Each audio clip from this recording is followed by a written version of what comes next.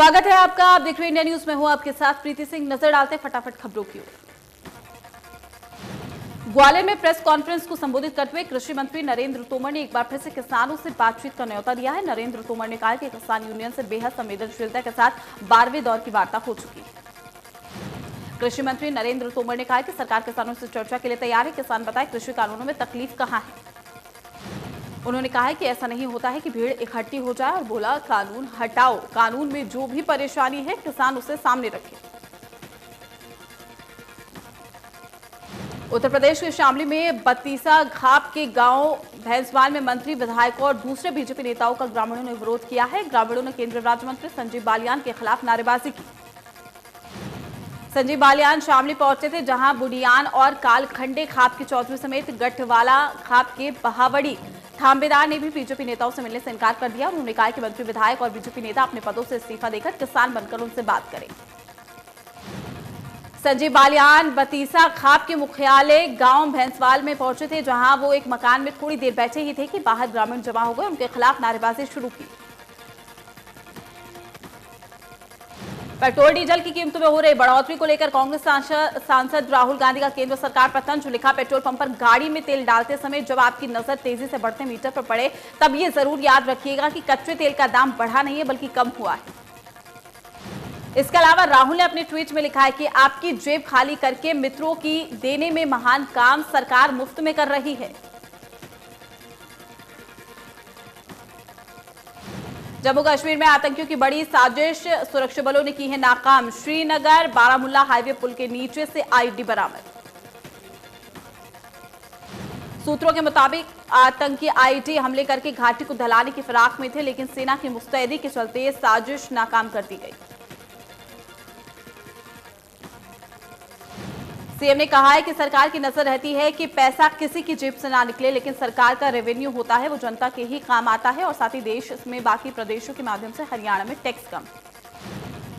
महापंचायतों पर मुख्यमंत्री ने कहा है कि हम किसानों को समझाने की कोशिश कर रहे हैं। तीनों बिल किसानों के लिए लाभदायक है। हमने कहा हमने क्या गलत किया है, जो गलत है हम ठीक करने के लिए तैयार हैं। सीएम ने कहा है कि कुछ पॉलिटिकल पार्टी से जुड़े हुए किसान नेता कानूनों को समझना ही नहीं चाहते। इन लोगों ने लोकतंत्र पर प्रश्न चिन्ह खड़ा किया है और लोकतंत्र को चैलेंज कर दिया है, और ये ना किसान हित में है और ना ही लोगों के हित में।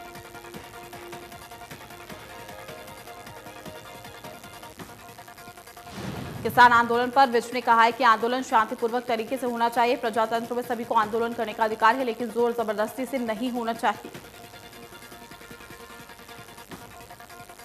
महबूबा मुफ्ती के बयान पर भड़के गृह मंत्री अनिल विज ने कहा है कि अब धारा 370 को कोई नहीं हटा सकता है। जम्मू कश्मीर में धारा 370 की बहाली के लिए किसानों की तर्ज पर आंदोलन करना पड़ेगा। कश्मीर के लोग इसकी असलियत समझ गए।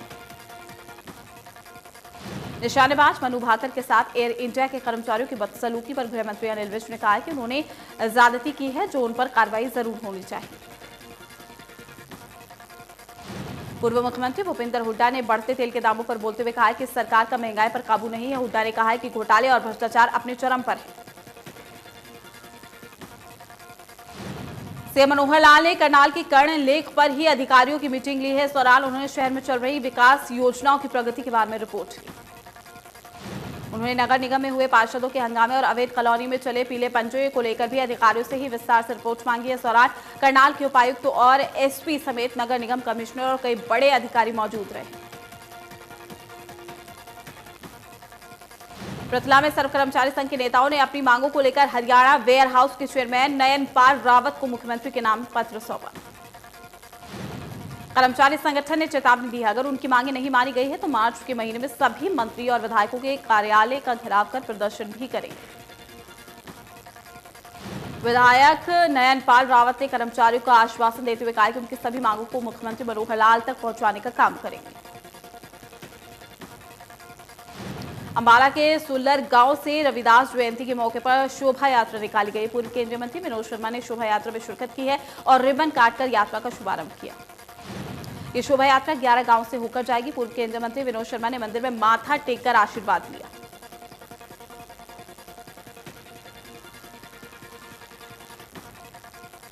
प्रदेश के कृषि एवं पशुपालन मंत्री जेपी दलाल ने अधिकारियों के साथ लोहारू हलके में कई परियोजनाओं का औचक निरीक्षण किया और सभी परियोजनाओं को निर्धारित समयावधि से पहले पूरा करने के निर्देश भी दिए। उन्होंने कहा कि लोहारू हलके में करीब 250 करोड़ के विकास कार्य विभिन्न विभागों की तरफ से करवाए जा रहे हैं। कृषि मंत्री ने कहा कि वो स्वयं विकास कार्यों की गति और गुणवत्ता की निगरानी भी रखेंगे। कृषि मंत्री ने बताया कि लोहारू हलके के चप्पे चप्पे कृषि भूमि की नहरी पानी से सिंचाई करवाई जाएगी। इसके लिए जिन क्षेत्रों में नहरी पानी की कमी है उन क्षेत्रों को सूक्ष्म सिंचाई योजना के तहत टैंक बनाकर हजारों करोड़ खर्च करके सिंचाई की सुविधा मुहैया करवाई जाएगी। कनीना में दुकानों को टूटने से बचाने के लिए दुकानदारों का अनिश्चितकालीन धरना 14वें दिन से जारी है। दुकानदारों ने कहा कि 22 फरवरी से क्रमिक अनशन भी शुरू करेंगे। फरीदाबाद के सेक्टर 10 डीएलएफ में पुस्तकालय, यज्ञशाला और व्यायामशाला का शिलान्यास समारोह आयोजित किया गया। इस मौके पर मुख्य अतिथि के रूप में केंद्रीय राज्य मंत्री कृष्णपाल गुर्जर मौजूद रहे, जबकि विशिष्ट अतिथि के रूप में विधायक नरेंद्र गुप्ता और पार्षद धनेश अदलखा ने शिरकत की। कुरुक्षेत्र से पिहवा उपमंडल में स्योंसर जंगल में पेड़ों की अवैध रूप से कटाई का मामला मुख्यमंत्री तक पहुंच चुका है। शिकायतकर्ताओं को कहना है कि अगर जांच हुई तो बड़ा घोटाला निकलेगा।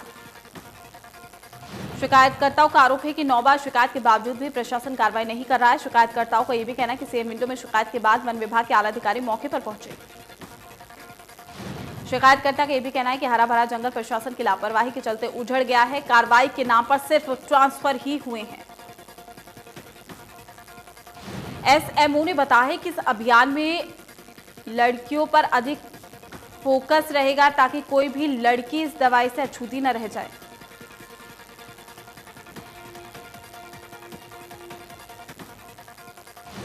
पुलिस ने शव को कब्जे में लेकर पोस्टमार्टम के लिए सोनीपत के सामान्य अस्पताल में भिजवा दिया है। आगे की कार्रवाई अमल में लाई जा रही है।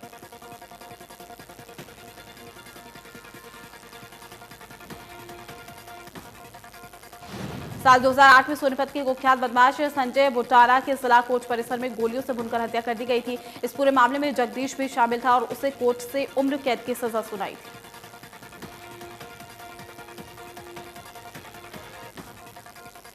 भिवानी उपायुक्त जयबीर सिंह आर्य ने गांव मिताथल में पर्यावरण संरक्षण और कन्या भ्रूण हत्या रोकने का आह्वान किया है। गांव मिताथल के विकास के लिए उपायुक्त महीने में एक बार गांव का दौरा करेंगे।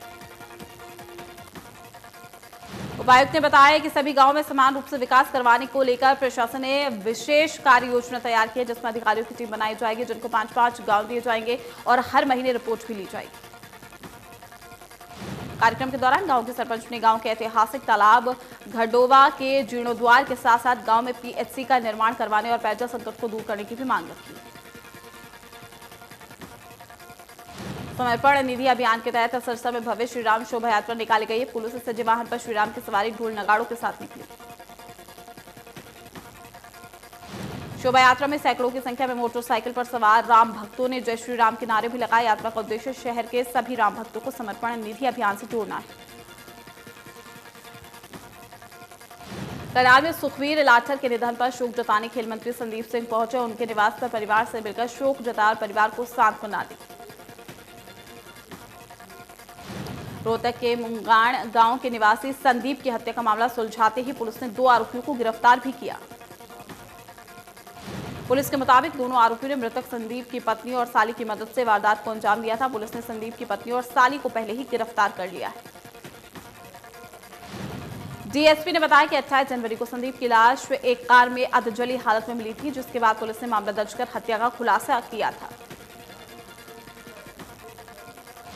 रोहतक में 18 फरवरी को धामड़ गांव के पास 2 नहरों के बीच में महिला की हत्या के मामले में पुलिस ने आरोपी भगत सिंह को हरिद्वार से गिरफ्तार कर लिया। पुलिस के मुताबिक आरोपी ने मध्य प्रदेश के भोपाल की रहने वाली वेट लिफ्टिंग की कोच दिव्या की चाकू मारकर हत्या की थी। पुलिस ने बताया है कि आरोपी और मृतक के बीच में संबंध थे और दिव्या ईश्वर सिंह पर शादी के लिए दबाव बना रही थी, जिसके चलते आरोपी ईश्वर ने दिव्या की हत्या कर दी। अंबाला के काकरू गांव में नवविवाहिता की संदिग्ध परिस्थितियों में मौत का मामला भी सामने आया है, जहां बेटी की हत्या और दहेज की मांग को लेकर विवाहिता ने आत्महत्या कर ली। मौत को गले लगाने के पहले मृतका ने ससुराल पक्ष पर उसकी बेटी की हत्या करने और दहेज के लिए प्रताड़ित करने का भी आरोप लगाया। मृतका की 3 महीने पहले शादी हुई थी, जिसे प्रताड़ित किया जा रहा था। फिलहाल परिजनों की शिकायत पर पुलिस ने ससुराल पक्ष के खिलाफ केस भी दर्ज कर लिया। तेज रफ्तार के चलते रोहतक जिले के कलानौर में भीषण सड़क हादसा हुआ है। हादसे में ट्रक ने गाड़ी को टक्कर मार दिया। हादसे में एक युवक की मौत हो गई। हादसे में 4 लोग घायल हो गए। घायलों को स्थानीय निवासियों की मदद से अस्पताल में दाखिल करवाया गया है। पुलिस मामले की जांच में जुटी। पानीपत में ज्वेलर्स थीफ का आतंक बढ़ता ही जा रहा है। इस बार चोरों ने बुटीक संचालिका के घर को चूना लगा दिया और 35 लाख के गहने ले उड़े। इस बार चोरों ने चोरी फिल्मी स्टाइल में किया है। दीवार फांदकर घर का ताला तोड़कर अंदर घुसे और जब लॉकर वाले कमरे का ताला नहीं टूटा तो चौखट को ही उखाड़ दिया। लॉकर का ताला भी नहीं टूटने पर लॉकर उठाकर ही ले गए। एसएचओ ने बताया कि घर में सीसीटीवी कैमरे लगे थे। चोर डिब्बा तोड़कर डीवीआर चोरी करके ले गए हैं और इससे रिकॉर्डिंग नहीं मिली है। अब पुलिस आसपास के सीसीटीवी कैमरों की तलाश भी कर रही है। अंबाला शहर में मेयर शक्ति रानी शर्मा ने कई कार्यक्रमों में हिस्सा लिया है। सबसे पहले मेयर शक्ति रानी शर्मा सेक्टर 10 के गुरुद्वारा साहिब में पहुंची, जहां वो सुरजीत कौर माता इंद्रजीत मेंबर ग्राम पंचायत रतनगढ़ के भोग अरदास में शामिल हुई।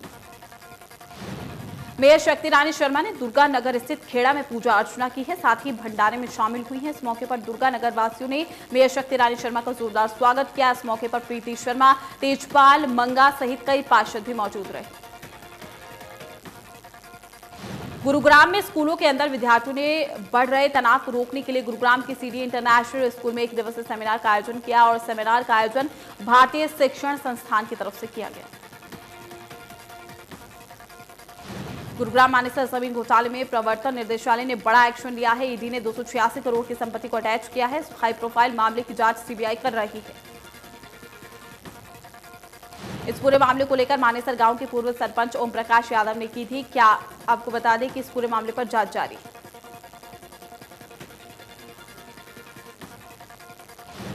गुरुग्राम में फर्जी कॉल सेंटर का भांडाफोड़ हुआ है। मुख्यमंत्री उड़न दस्ते की टीम ने किया है फर्जी कॉल सेंटर का भांडाफोड़। कॉल सेंटर में लोन दिलवाने के नाम पर अमेरिकी मूल के लोगों से ठगी की जा रही थी।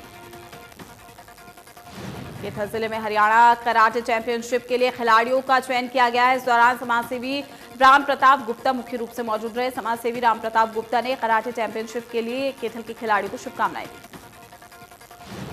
उन्होंने कहा कि आज खेलों के माध्यम से युवाओं के लिए रोजगार के नए नए अवसर बन रहे हैं, जिसके चलते युवाओं का रुझान शिक्षा के साथ साथ खेलों की ओर भी बढ़ रहा है। खेलों से भाईचारा बढ़ता है। कैथल में एक शख्स अपना परिवार पहचान पत्र नहीं बनवा पा रहा है। पोर्टल पर जो डाटा दर्ज है उसके मुताबिक उसकी मौत हो चुकी है। साल 2018 में पत्नी के डेथ सर्टिफिकेट में उसका आधार नंबर दर्ज हो गया था। जब भी वो अपना पहचान पत्र बनवाने के लिए सीएससी या नगर परिषद जाता है तो पोर्टल पर उसका आधार कार्ड नंबर डालते ही मैसेज आता है कि मेंबर इज ऑलरेडी डेड। अब वो पोर्टल पर अपने आप को जीवित दिखाने के लिए यहाँ वहां भटक रहा है, लेकिन उसकी समस्या का समाधान नहीं हो पा रहा है। जगदीश ने बताया कि नगर परिषद की डेथ बर्थ शाखा में डाटा भी ठीक करवा लिया, लेकिन पहचान पत्र नहीं बनवा पा रहा।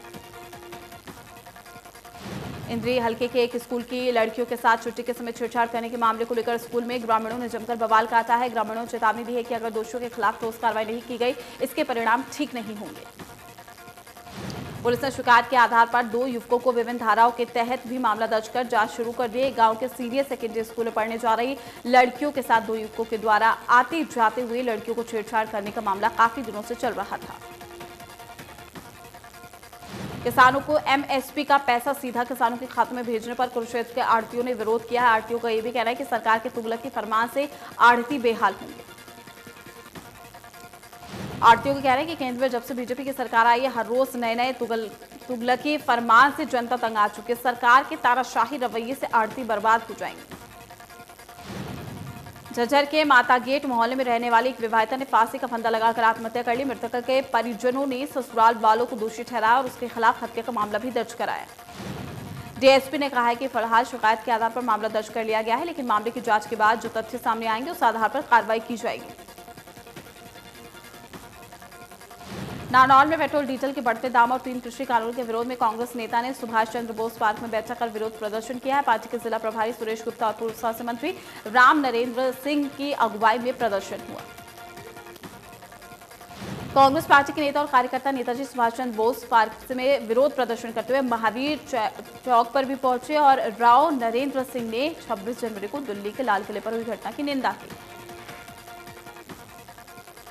कृषि कानूनों के खिलाफ भिवानी में नेहरू पार्क से लेकर पुराना बस स्टैंड तक कांग्रेस के कार्यकर्ताओं ने पैदल मार्च निकाला और इस दौरान पदयात्रा और बैलगाड़ी पर सवार होकर किसान आंदोलन को मजबूत करने का संदेश दिया।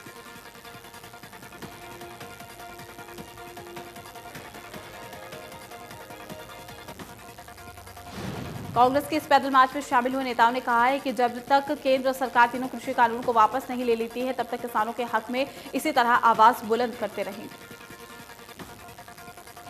भिवानी में सीएम फ्लाइंग ने एक्शन मोड में आते हुए अवैध अंग्रेजी शराब की फैक्ट्री का भांडाफोड़ किया है। टीम ने 450 लीटर स्प्रिट, 80 लीटर फ्लेवर, 230 पेटी अंग्रेजी शराब सहित अन्य सामग्री बरामद की।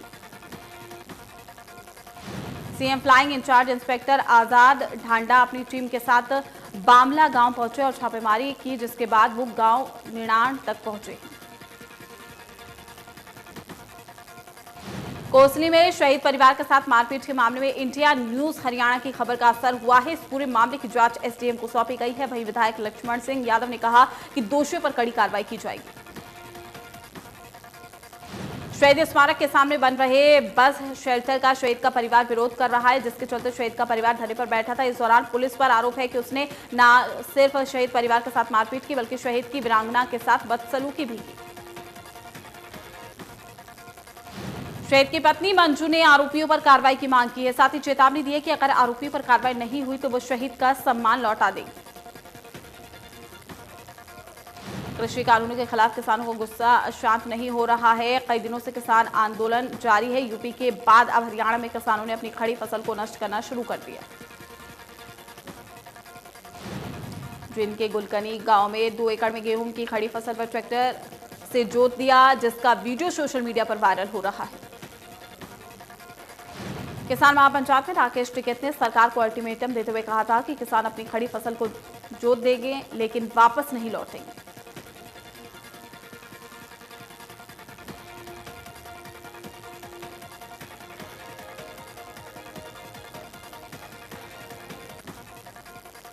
उत्तराखंड के चमोली में तपोवन की डैम के मलबे से 5 और शव बरामद किए गए हैं। हादसे के 14वें दिन तक कुल 67 शव बरामद किए जा चुके हैं। चमोली में एक ग्लेशियर टूटने से व्यापक तबाही हुई थी। हम आपदा को करीब 2 हफ्ते हो गए हैं, लेकिन अब भी रेस्क्यू ऑपरेशन जारी है। अभी भी तपोवन और रेणी इलाके के 100 से अधिक लोग लापता बताए जा रहे हैं।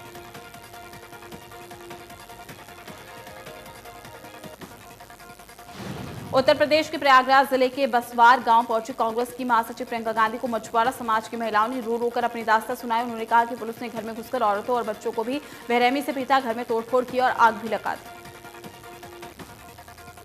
प्रियंका गांधी ने पीड़ित मछुआरों के घर पहुंचकर उनका हालचाल जाना। प्रशासन के द्वारा की गई ज्यादती के बारे में लोगों से पूछा तो महिलाएं फफक पड़ी। मछुआरों ने पुलिस के द्वारा तोड़े गए उनके नावों को भी कांग्रेस महासचिव को दिखाया। 11 महीने बाद से दिल्ली एनसीआर में पटरी पर लौटेगी लोकल ट्रेन। नौकरी पेशा लोगों को मिलेगी बड़ी राहत। एक्सप्रेस ट्रेन के हिसाब से चुकाना पड़ेगा किराया। धीरे धीरे देश भर में बहाल होगी लोकल सेवाएं। मुंबई में कोरोना के बढ़ते मामलों की महाराष्ट्र सरकार और बीएमसी सख्त हो गई है। मुंबई में कार्रवाई का दौर भी चल रहा है। कहीं इमारतें सील की गई हैं तो कहीं पर रेस्तरां में छापा मारा जा रहा है। बीएमसी ने बांद्रा के 3 रेस्तरां और साथ ही एक क्लब में छापा मारा है। साथ ही कई लोगों को बिना मास्क के पाया है। बांद्रा के वेस्ट वार्ड में आयरिश हाउस पाली हिल पर 30,000 रुपए का जुर्माना लगाया गया। रियलिटी शो बिग बॉस की 14 की प्रतिभागी रुबीना विले के सीजन की विनर बन गई हैं। वहीं राहुल वैद्य रनर अप रहे। रुबीना पहले दिन से इस शो का हिस्सा रही हैं और लास्ट तक फाइट की। उन्होंने हमेशा हर मुद्दे पर खुलकर अपनी राय रखी। रुबीना बिग बॉस 14 की ट्रॉफी लेकर घर लौटेंगी। इसके साथ ही रुबीना 36 लाख रुपए जीतेंगी और वहीं दोनों को बीइंग ह्यूमन की साइकिल भी मिली।